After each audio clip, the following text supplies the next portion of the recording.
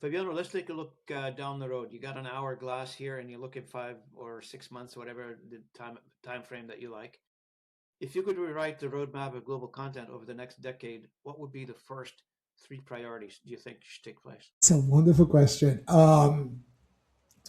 I think if the whole industry had a better understanding and especially the consulting firms stop fighting about who has the right take on the future and instead combine their ideas. If as an industry, we understood that we can be much better as global content instead of translation only or technology only. I think a lot of people tend to fall into the technology trap. We will never have the funds or the knowledge to be as tech advanced as a company in Silicon Valley. It's a whole different ballgame.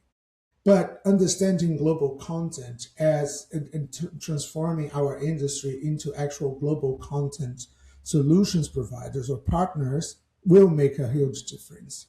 I wish that more companies encompassed this idea and started, instead of you know fighting against each other or competing for whatever's left, but of translation, instead embrace the whole global content idea and started as an industry to grow in that direction.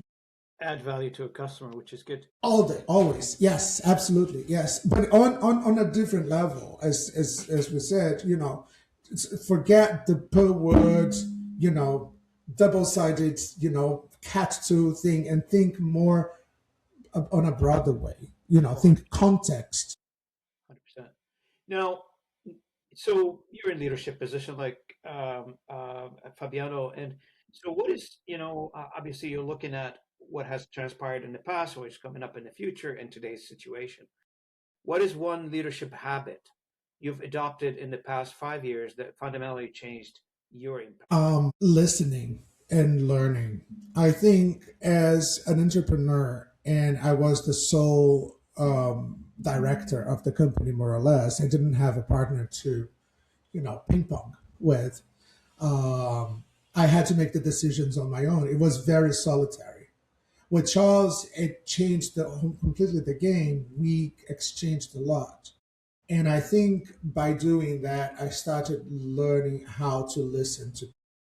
And I think I learned a lot, not only for my personal life, I took a lot to my personal life from work, the experiences that I had at the office, different cultures. I was immersed in a completely different culture, living in North American culture that was absolutely different from the Brazilian culture. So, and that I would like to believe that made me a better leader.